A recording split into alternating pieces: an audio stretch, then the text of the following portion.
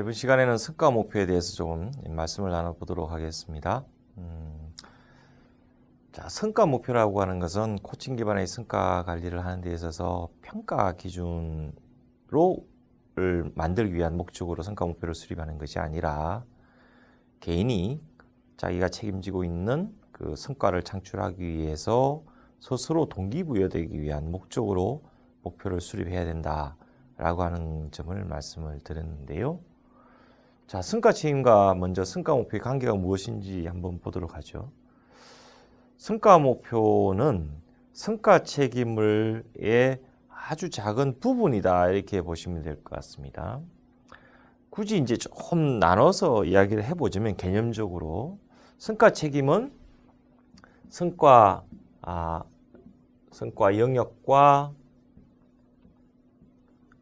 방향성이라고 하는 이 두 가지 항목으로 구성되어 있다고 한다면, 성과 목표는 이 성과 영역이 성과 지표로 방향성이 달성도로, 달성 수준으로 이렇게 나눠진다고 볼 수 있는데, 우리가 개념적으로 이렇게 사실은 설명은 할 수 있습니다만, 실제는 우리가 목표를 세울 때는 이렇게 딱 바로 연결되지는 않습니다. 다만 제가 성과 책임과 성과 목표의 관계를 설명하기 위해서, 성과 책임의 아주 작은 부분이 성과 목표라는 걸 설명하기 위해서 이런 두 가지 개념을 설명을 드렸습니다. 그러니까 굳이 말하자면 그 성과 영역의 일정 부분을 지표로 나타내고 그 방향성 중에 어디까지 갈 건지를 나타내는 것이 바로 달성 수준이다, 이렇게 볼 수 있을 것 같습니다. 자, 목표를 수립할 때 우리가 고려해야 될 네 가지 요소를 보자면, 자, 우리가 목표를 수립할 때 본인에게 스스로 성과를 창출하기 위해서, 모티베이션 하기 위해서는 두 가지 조건이 필요하다고 말씀드리고 싶은데요. 첫 번째가 매우 도전적이어야 되고, 두 번째가 매우 구체적이어야 된다는 말씀을 드립니다. 그러니까 도전적이라고 하는 것은 어렵다는 거예요. 예, 쉽지 않다는 겁니다. 내가 노력을 다 하더라도 과연 이것이 달성될 수 있는 확률이 80% 될까 말까, 이런 수준이 굉장히 도전적인 거죠. 그래서 이 도전적인 목표를 잡기 위해서 우리가 봐야 될 건 뭐냐면, 첫 번째로는 이건 그가 관계없이 자기가 소속되어 있는 조직에서 사업 계획이나 또는 상위 직무자의 목표가 무엇인지를 잘 봐야 됩니다. 두 번째로는 과거에 이 성과 창출이 위협했던 성과가 무엇인지를 봐야 돼요. 그리고 또 하나 봐야 되는 건, 향후에 기존에는 성과가 잘 나왔습니다만 성과 창출이 불확실하다라고 생각되는 성과, 이 영역도 매우 중요하죠. 또 하나는 본인이 뭔가 스스로 성과를 많이 내기 위해서 보여내야 될, 표출해야 될 행동이 무엇인지, 그런 특성들이 이 목표에 반영이 되어야만 우리가 그것을 도전적인 목표라고 할 수 있고, 또 그래야만 그 개인이 그 목표를 통해서 한 번 더 잘해보겠다, 동기부여 될 수 있다고 생각합니다. 이런 과정을 통해서 여러 해야 될 일이 있지만 그 중에 가장 중요한 일이 뭐냐, 이것을 통해서 가장 중요한 일을 찾아내는 것이 바로 구체적인 성과 목표를 만드는 과정이다, 이렇게 이해하시면 될 것 같습니다. 자, 성과 목표를 우리가 이제 그럼 어떤 양식에다가 커뮤니케이션을 하기 위해서 작성하는 게 좋을지를 시제로 보인다. 역시 복잡한 양식은 아닙니다. 그래서 성과 목표를 이렇게 하는데, 구체적인 성과 목표를 잡는다는 것은 너무 많은 목표를 잡지 말라는 이야기입니다. 다 해야 될 일이 많죠. 다 할 목표를 잡을 필요 없습니다.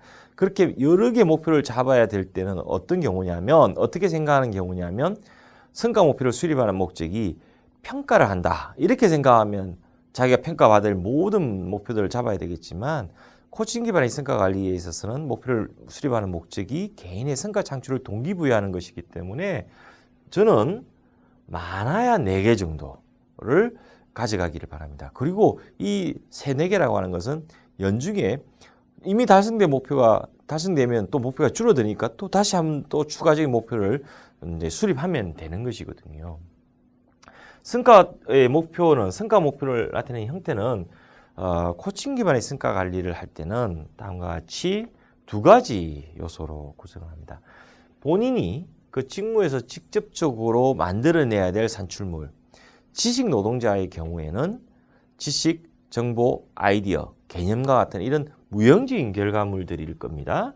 그런 것들과 함께 그 결과물이 공헌하고자 하는 결과물이 무엇인지 뭐 아웃컴이라고 표현할 수도 있을 텐데요. 이 두 가지 요소로 성과 목표의 형태를 만들어냅니다. 그리고 이 추진 계획에는 이러한 성과 목표를 달성하는 과정에서 나타날 수 있는 장애물이 무엇인지, 그리고 이것을 성공적으로 하기 위해서 핵심적인 요인이 무엇인지에 대한 내용을 포함하고요.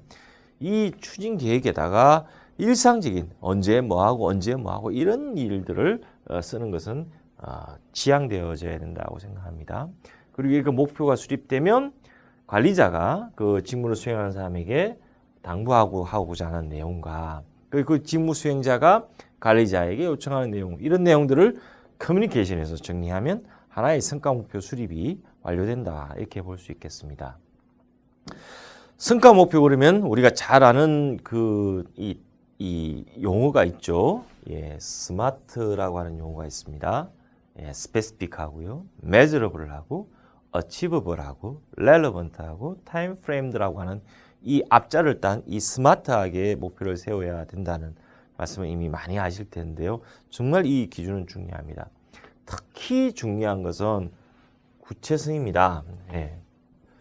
제가 특히 코칭 기반의 성과 관리할 때 이 목표가 갖춰야 될 두 가지 조건 중에 하나로 구체성, 스페시픽하다는 말씀을 드렸는데요. 성과 책임을 규명하고 성과 목표를 세워보십시오. 그러면 어떤 오류들을 가장 많이 범하냐면 성과 책임을 설명하는 것을 목표로 쓰는 경우가 굉장히 많습니다. 그렇지 않다는 거예요. 앞서 말씀드린 것처럼 성과 목표는 성과 책임 중에 아주 작은 부분이어야 합니다. 그래야만 동력을 가질 수 있는 거거든요. 그래서 성과 책임을 설명하려고 하거나 또는 그와 유사한 수준의 성과 목표를 수립하지 않는 것이 굉장히 중요하다는 점을 이 장표에서는 말씀을 드리고 싶고요. 측정 가능성 중요하긴 하지만 쉽지 않습니다. 예, 매우 쉽지 않습니다. 그러니까 아웃풋과 아웃컴 두 가지 요소하면 아웃컴은 그나마 쉬운데요. 특히 아웃풋은 대부분 계량화가 안 되기 때문에 굉장히 어렵습니다. 그렇다고 그걸 너무 억지스럽게 계량화하지 않도록 하고요. 굳이 우리가 확인해야 이제 어려우면 확인해야 될 사실이 무엇인 정도인지만 서로 이해하면 될 것 같고요. 그리고 상당한 노력을 기울여야 달성할 수 있는 이런 수준으로 목표를 세워야 되겠죠. 그리고 당연히 그 직무와 관련된 내용을 세워야 될 것이고 언제까지 이 목표가 달성되어야 될 것인지를 기한하는 것도 목표로서 가져야 될 매우 중요한 요소다, 이렇게 말씀드릴 수 있겠습니다. 성과 목표는 두 가지 항목으로 표현하는 게 좋겠다라고 제안 드렸습니다. 그리고 추진 계획에는 이렇게 장애물과 핵심 성공 요인을 포함하고요. 일상적인 내용은 지향하자라고 말씀드렸는데요.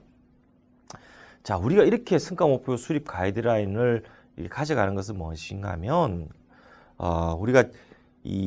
우리는 지금 현재 코칭 기반의 성과 관리를 하는 것은 매뉴얼 워크, 육체 노동자가 아니라 지식 노동자들에게 맞는 지금 코칭 기반의 성과 관리를 제가 설명드리고 있는 거거든요. 그 단계에서 목표를 세우는 것을 지금 설명드리는 겁니다. 그래서 지식 근로자들은 육체 노동자와는 다르게 그 자체로서 목표가 되는 것을 만들어내지 않기 때문에 당연히 공헌하고자 하는 결과물을 같이 목표에 담겨져 있어야 된다는 것이죠. 그래서 그래야만 이 공헌에 초점을 맞추는 그러한 직접적인 산출물들을 우리가 규명할 수 있고, 그것을 목표로 했을 때 이 개인이 조금 더 구체적인 어떤 자기의 이 타겟을 정해서 앞으로 나아갈 수 있을 것이다 라고 생각하기 때문에 성과 목표의 형태를 이렇게 아웃풋과 아웃컴으로 이렇게 구분해서 표현한다라는 점을 설명을 드리고 싶습니다.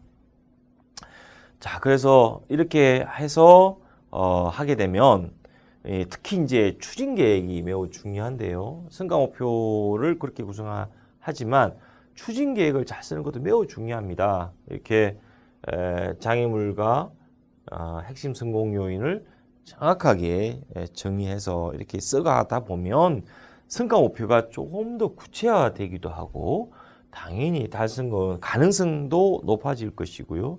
또 성과 목표에 대한 오너십도 확보하게 될 것이다. 이렇게 볼 수 있습니다.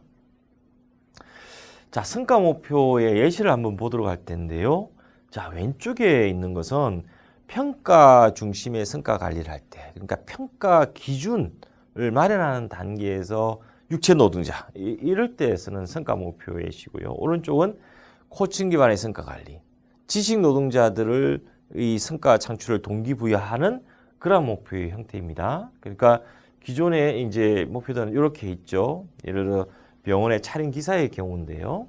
이제는 일 평균, 하루 평균 촬영 환자 수가 몇 명, 또 환자의 만족도가 몇 점, 연구 보고서 제출 건수가 몇 건, 이렇게 다 계량을 시켰습니다. 계량하니까 평가는 용이하겠죠. 그러나 이런 것들은 알고 보면 사실은 이 사람들의 역할을 매우 매뉴얼 워크로 보고 이제 목표를 잡은 것이죠.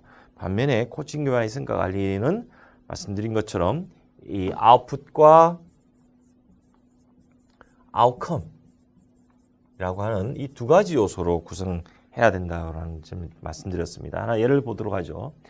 방사선 의사의 오진율을 낮추는 데 기여할 수 있는 방안을 마련하고, 그러니까 방사선 의사가 지금 현재 몇 %인데 몇 %로 낮추는 걸 마련하고, 이게 아웃컴이죠. 이게 기여하는 겁니다. 이것이 실행될 수 있도록 관련 부서와 협의를 마친 후 이 상반기 중에 완료한다. 이게 이제 아웃풋인 거죠. 자, 아웃컴은 구체적으로 나타낼 수 있는데요. 아웃풋은 지금 모릅니다. 그러니까 이 아웃풋을 이제 만들어 가야죠. 그게 지식 노동자들이 갖고 있는 어려움인 겁니다. 무엇에 기여해야 될지는 알겠다. 오진율에 분명히 문제가 있고 내가 하는 일이 크게 영향을 주는지는 알겠는데 그것을 위해서 내가 방안을 언제까지 만들어내고 실행을 하겠다. 그러면 그 실제로 오진율이 떨어지고 했을 때 나의 아이디어는, 나의 어떤 이 제안은 성과로서 인정받을 수 있겠다라는 거죠. 그러한 내용으로 성과 목표를 구성하는 것이 매우 중요하다, 이렇게 볼 수 있겠습니다. 성과 목표가 갖는 의미를 보면, 자, 먼저 조직의 전체 목표에 대해서 이해를 하는 과정이다, 이렇게 볼 수 있고요. 또 성과 목표를 수립한다는 그 자체가 바로 동기부여가 스스로 되는 과정이다, 이렇게 볼 수 있습니다. 스페시픽하고 챌린지를 해야 되고요. 자발적으로 수립해야 되고, 이후에 코칭과 피드백 등과 계속 단계와 결합되는 단계를 통해서 성과 창출을 동기부여하는 의미를 갖습니다. 그리고 성과관리 기간 중에 서로 커뮤니케이션 해야 될 중심적인 핵심 테마가 될 것이고요. 또 평가를 위한 기준은 아니지만 성과 책임 완수 수준을 판단하는 중요한 기준이 될 것이고요. 성과 목표를 수립하게 되면 조금은 모호했던 성과 책임의 의미가 명확해지는 그런 효과를 갖는다, 의미를 갖는다, 이렇게 볼 수 있겠습니다. 성과 목표를 수립할 때 유념해야 될 사항을 한번 살펴볼 텐데요. 목표를 절대 평가를 하기 위한 기준으로만, 물론 평가를 할 때 고려는 하겠지만 평가를 위한 평가 기준으로만 인식해서는 안 됩니다. 왜냐하면 그러면 절대 개인을 동기부여할 수 있는 목표를 세울 수 없기 때문입니다. 또 목표는 상황 변화에 따라서 얼마든지 바뀔 수 있고 또 바뀌어져야 합니다. 왜냐하면 우리가 무빙 타켓을 만들어야죠. 우리가 목표를 세우는 것은 우리가 성과를 많이 내기 위한 것이지 목표 그 자체를 달성하는 것이 목적이 아니기 때문에 그렇습니다. 사업계획상 목표를 정렬시키되 해당 목표 달성을 위해서 기여할 것이 무엇인지를 목표로 세워야 합니다. 당연히 조직에서 개인이 수행하고 있는 직무에서 창출해야 될 목표이기 때문에 당연히 그렇게 정렬되어야 되겠죠. 그리고 실제로 이건 참 어려운 일인데요. 목표를 통합과 자율의 원칙을 지킨다는 것이 참으로 어려운 이야기지만, 통합한다는 것은 정렬시킨다는 것이고 자율이라는 것은 자기가 원하는 걸 한다는 것인데, 이 두 가지를 절대 어느 하나를 놓쳐서는 안 됩니다. 그래서 조직에도 기여하고 나도 굉장히 의미 있는 목표를 세우는 그러한 노력을 하는 것이 성과 목표를 제대로 수립할 수 있는 중요한 포인트다, 이렇게 말씀드릴 수 있겠습니다.